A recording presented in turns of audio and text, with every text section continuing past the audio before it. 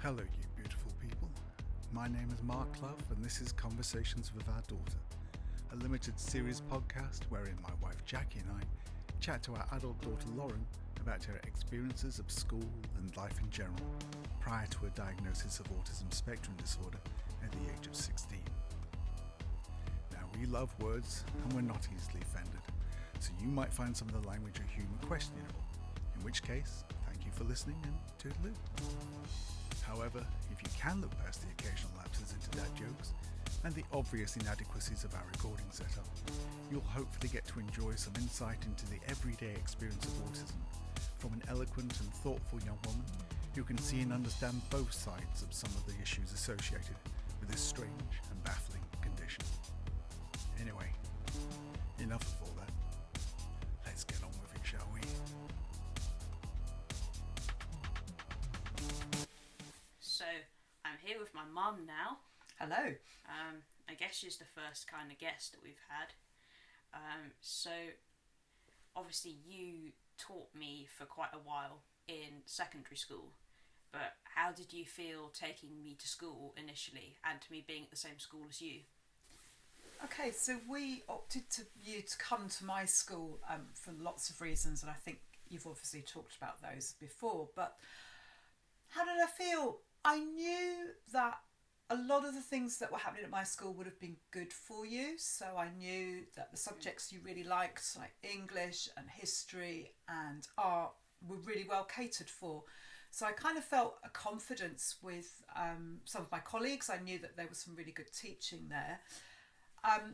In terms of taking you there, a little bit worried because obviously you were slightly out of catchment, so it meant you were a bit further away.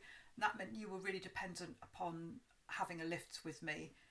And I knew that we set down some ground rules really early on. You wanted that lift to school. You have to be at that door by 7:30 or you're walking, and it's a good 50-minute walk. I don't know, how did I feel about you coming? I think you did something really clever, and I don't know if you remember this, but you told half the students that you knew I was your mum. I knew I was your mum. And no, that You knew that you were, start again, that I was your mum. You made it sound like I didn't know that you were my mum. Well, I think that was what I was going to follow on with, was that the other half you told I wasn't your mum. Yes. So for years, nobody really knew. And I think, obviously, we don't look hugely alike. And I think the surnames are slightly different. So obviously you've got Saunders and I'm Saunders Love. Yeah. But Saunders is a very common surname. So it's quite common. So I think we sort of got away with it. And I think, to be honest, even the staff didn't realise you were my daughter for quite a long time. So that was a little bit weird. In terms of teaching you, I didn't really have an issue with that. It didn't feel that weird at all. I just think I had to be really strict about how much time I spent with you, because I didn't want any students thinking I was favouring you. So if anything, I probably spoke to you less in a lesson. But it also helped because obviously other colleagues were teaching you. I tried to make it so that if you were in my group, you would be shared by another teacher as well. So I think that went pretty well. Taking you backwards and forwards, I remember you'd get fixated on certain songs, and I think there was a good year of having to listen to the B-52s every single day in the car. So there were those days when I didn't have to take you. It was such a relief. I could just have silence. I could sing, because you wouldn't let me sing in the car. You'd always moan about it. Good reason. Thank you so much. Not true.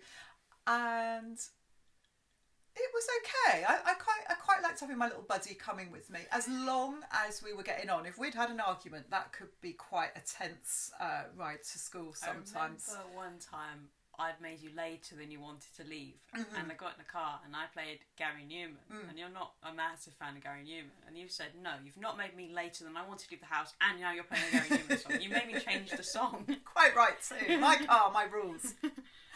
I think as we progressed, and obviously I know you're going to talk about that a bit later, but when you got to sixth form, you were really, really studious and you wanted to stay late to get things done.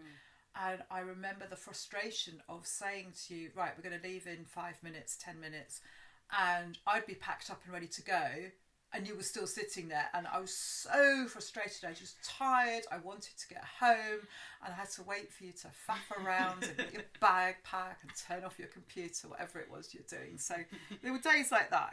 It wasn't so great. But I think what I really appreciated at school was that it was kind of other professionals getting a view of you. And for me, having some other teachers confirm to me that you are actually really able. I wasn't an idiot. You were not an idiot. I remember that first week that you'd started at my school, and the head of English came to me and said, don't know what they were playing around at that previous school. Your Lauren's come to us with these results, so we put her in the bottom set. I'm moving her up to the top set next week. From what I remember, that happened pretty quick. So I'm sure I was there for about maybe a week or maybe slightly longer. And I think the other kids were quite baffled because I don't think it was something normally done, because I was put in the lowest set and moved straight to the top. But not even put in the middle. No, not even in the middle. It was really extreme, but it was so obvious. And she sort of did say to me, is that the right thing to do? Do you think she will struggle? I said to her that actually it would probably boost your self-esteem so much that you would rise to the challenge. I said, if you put her in there and then move her down, that potentially could crush you. So I really appreciated the fact that somebody outside the family could recognise your abilities and say, do you know what, actually she's really good at this. It was really reassuring. So I think that was really good. Obviously things got a little bit tense with your GCSEs, and that became quite challenging. You know, you're a young person, you're having your first relationship. I really, really wanted to be hands off and not involved because I was a teacher at the school, so it did put me in quite a difficult position in a way. So I tried not to get involved in that. But obviously I do remember the day that I was approached by a senior teacher who said, I'm really sorry, I need to speak to you about something. And I just remember thinking, not much of it, because this person quite often came, talked to me and said, oh, can I have a word, or can we discuss this? And I guess she didn't say what it was about either. Didn't say what it was about. So we went into the room and it was like, look, I really don't know how to say this to you. And I think they were as stunned as I were. And he said it was about your daughter, and we've had a complaint, and we've had contact from the police. And I remember at the time, my head was going 90 to a dozen. I couldn't even think what they were talking about. It's quite extreme, isn't it? From like a good student who was quite quiet to sudden like police involvement. Yeah, and this teacher was utterly baffled and also really embarrassed and felt really awkward about coming to me about it, because they'd known me for a long time, they'd known you for a long time, and it just put them in this really awkward position. Something that they never expected at all. But we should just say, for context, it was as I mentioned when I was talking to my dad, the rage demon mother who was quite homophobic. Her daughter had told her some stuff that I had done. A lot of it was me responding quite emotionally, but being autistic as well, so not really totally knowing how to do it in an acceptable way a lot of the time. And I think in that period I was quite anxious about going into rooms when there were other people, when I was just entering on my own, there'd already be people in there. And I think I had to do something like register for sixth form. Yes. Something. I really wanted to go in with me, and it wasn't really much of an ask. Like, I just don't want to go in on my own. There's people in there. And, but she wouldn't. I think maybe she wanted to talk to a friend, which is not unreasonable. But I think maybe it was around that, or maybe it was afterwards or something. But definitely around that kind of time, I think I said I was angry, so I said that I was going to like rip her throat out or something like that, which, to be fair, sounds very violent, but it was probably something I'd heard because I was quite into watching series with vampires. So I would have heard that and thought, oh, that associated that with anger, rather than knowing how to actually express anger. That makes sense. Yeah, I think that's interesting because obviously there are disagreements at home, but there's not a lot of arguing that goes on, and perhaps you've never really seen how adults negotiate that rage. No.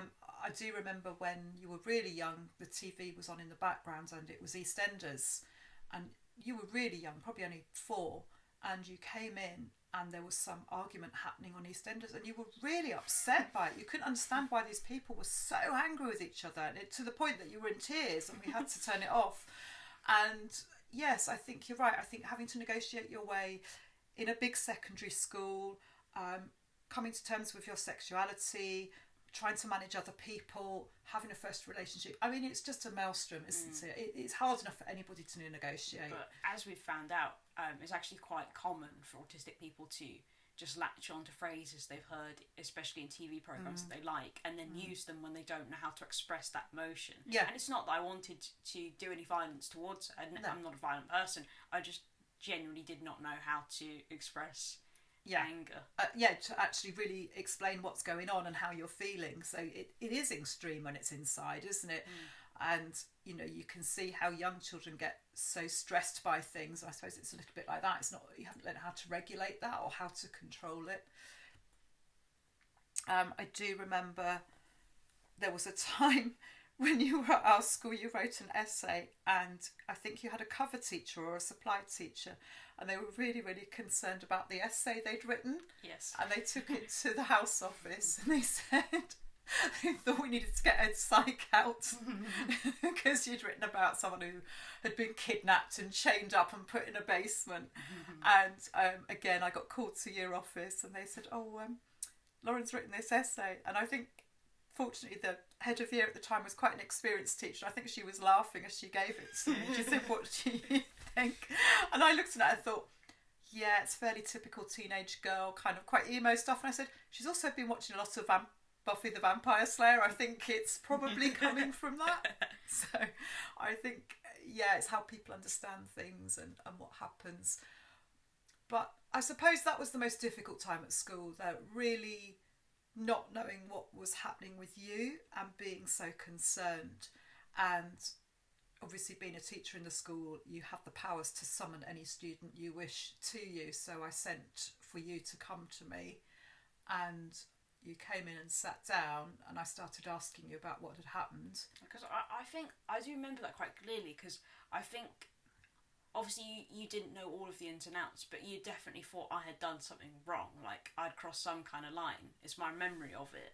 Well, I don't know what I thought. I was just so kind of confused by it. I think you just were very much like, you're going to tell me what happened. Like, you were quite like firm about it. Yeah, but I was trying to be really calm, Yeah. because in fact I was actually feeling very, very emotional and really worried. And I don't think I thought you'd done something, but I just needed your side of the story, because you'd kept everything so bottled up. I mean, I think teenagers by their nature are quite secretive.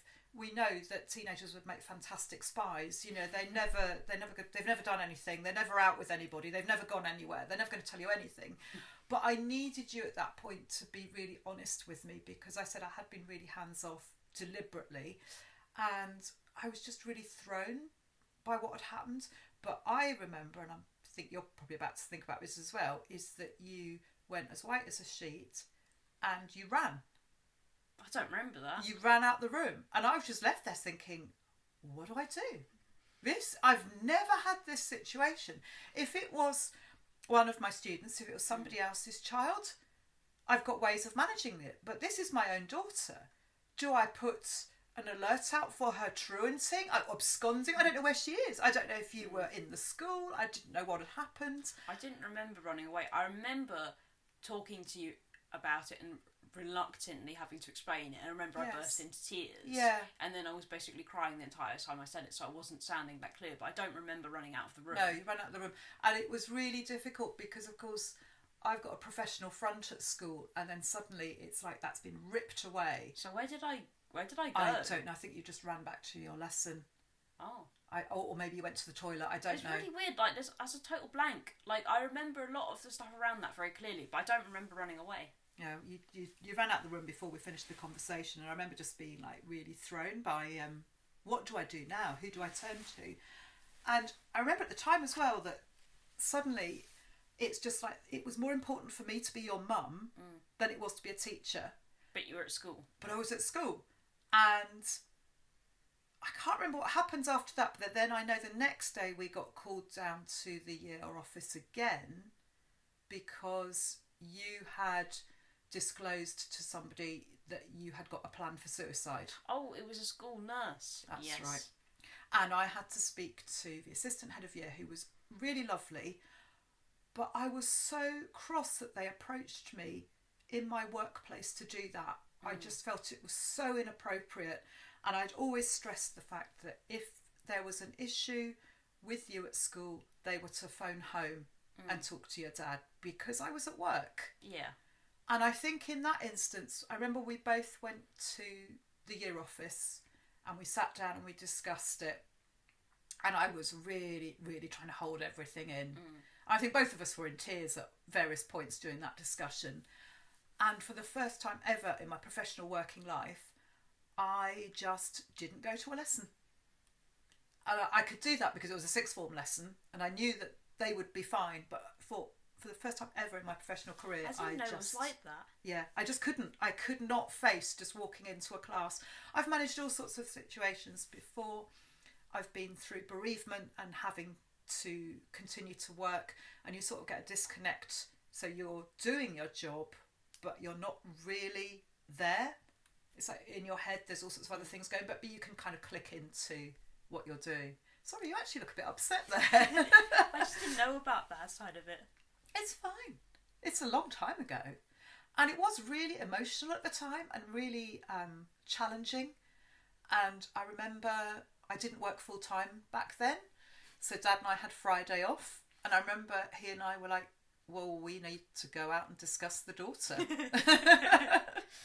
And bizarrely, and I don't know why, but I think we'd already planned to go to Bletchley. And we felt that perhaps that would give us a bit of space, and then we could sit down and discuss what was happening. So we were discussing you and what we should do and what were the next steps in the tea room at Bletchley Park. And it seemed really surreal and a little bit bleak, if I'm honest. It wasn't the nicest of tea rooms, but it was also somewhere that we were unlikely to be overheard, unlikely that we were going to bump into people we knew. I don't think any tourists having a little trip round there were particularly interested. But also I was sitting there thinking, God, Lauren would love it here. She'd be really interested in this. So I think we did end up taking you a few weekends later. So, yeah, it definitely had its challenges. And I think it was at that moment we really had to own up and confront things. And whatever denial I'd been in or felt, it was the reality was, this can't be solved by us. We do need to get some external help now. So, sorry, I'm feeling a bit emotional now as well. Can I point out, Lauren and I don't normally have this much emotion. We normally just berate each other and belittle each other. It's much more bickery. Oh yeah, much more bickery. But we have fun, you know. We like to take the mickey out of each other. Do you want, like, you know how you have like a compliment circle? But there's only two of us. We could have an insult circle. We could, couldn't we? I think we'd be quite good at that. You've got square feet.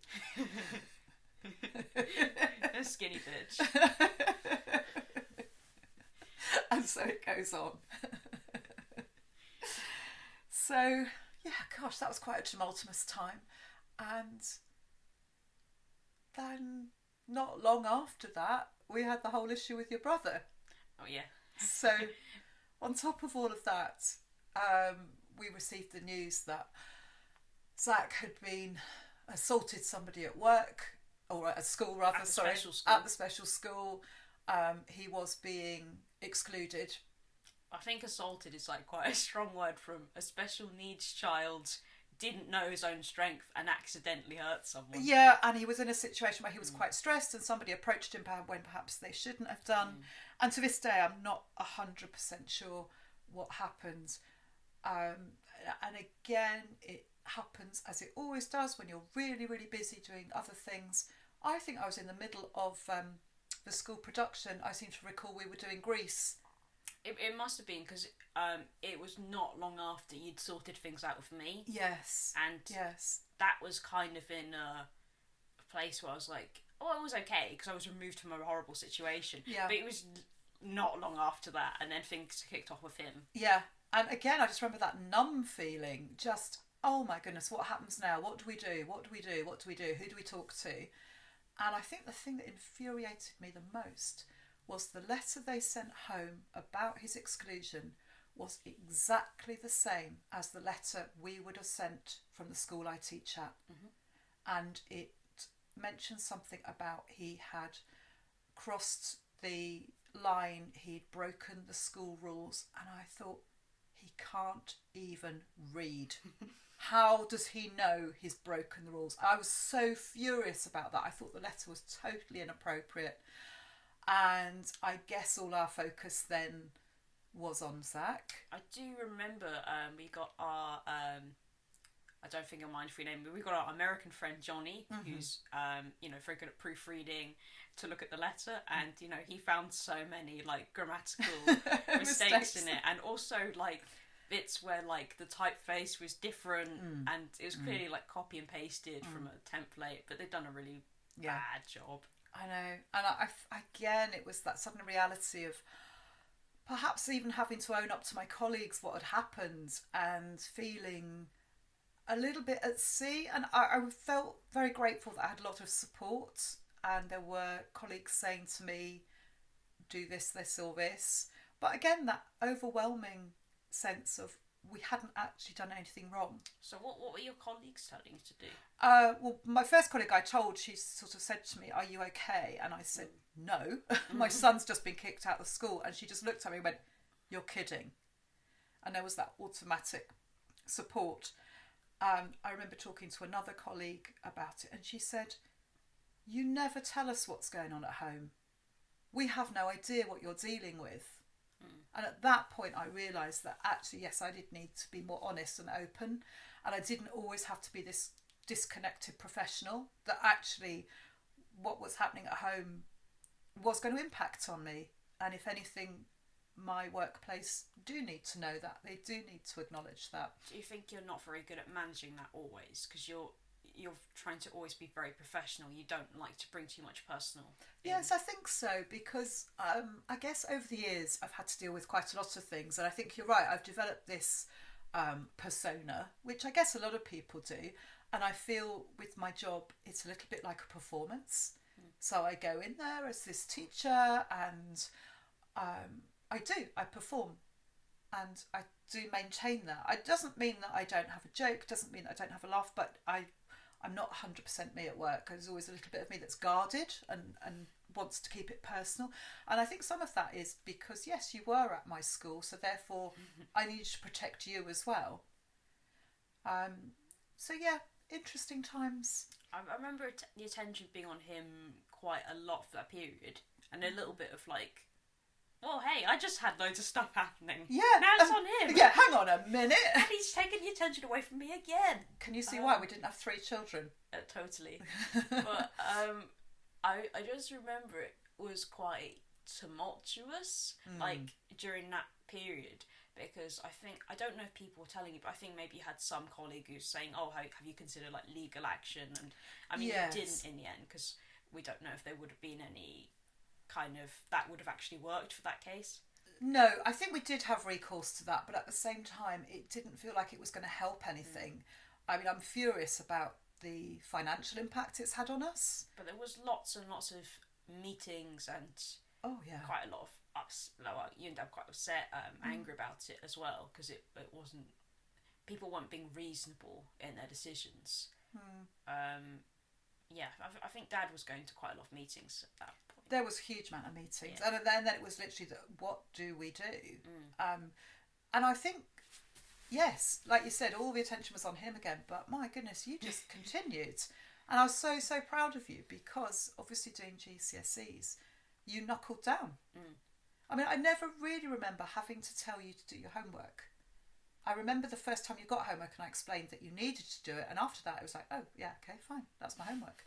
And I remember these crazy revision schedules you draw out. I think every GCSE kid does this, and post-it notes everywhere. Do you remember the post-it notes down the hallway? No, you had some sort of history timeline going on. I remember having a timeline that was maybe about as long as me, and it was on my on the front of my bedroom door. Yeah, there was that. There were post-it notes down the hallway. Didn't remember the hallway ones.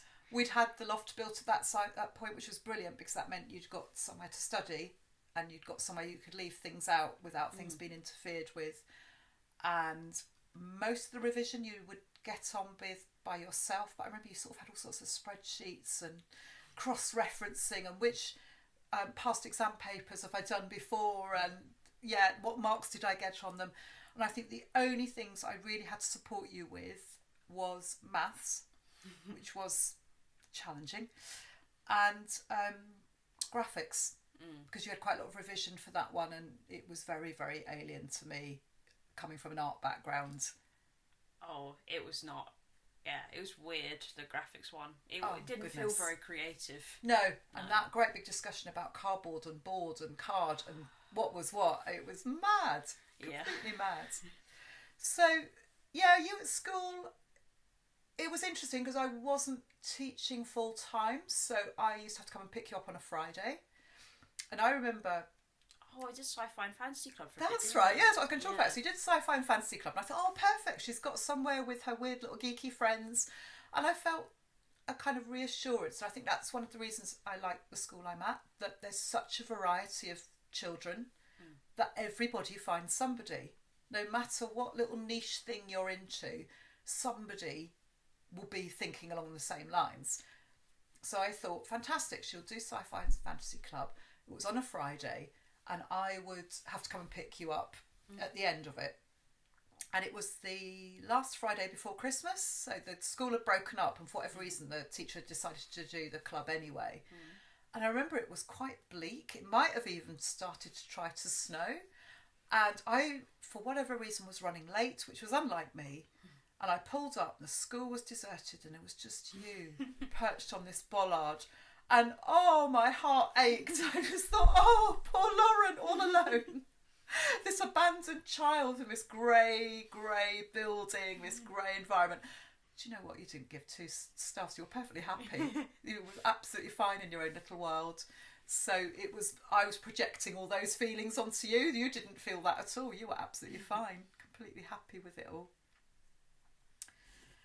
So, yeah, it worked out okay. Your GCSEs did brilliantly. Yeah. I remember we were actually away when the GCSE results came out. And it was only because of my capacity to access exam boards I could get your results for you. I remember my English teacher, because she's a good colleague of yours, I think she messaged she you. Did, she yeah. said, oh my God, she got a really good result. Yeah. And I remember that. Yeah. And to this day, I still use you as an example for my students. And I'm always quite honest, and I say, look, my daughter struggled at school when she was younger. And she had really low target grades because her CAT tests and her Key Stage 2 results weren't very good. And she got to year 10 and she looked around the class and decided, I'm not as dumb as half the people in here. And there were some dumb ones. And there were some dumb ones. Professional term. We're not naming anything. We're not naming names, no. And let's face it, you're going to have a variety of people at a school, aren't you? But what you started doing, and again, completely off your own bat, you started revising in year 10. Now, I know for non-school people that doesn't mean anything, but it means that somebody at the start of their GCSEs already thinking ahead, thinking about what do I want to achieve, well, what do I want to get. Don't actually have the exams for another year. Don't have exams for another year. And you did, you just got on with it.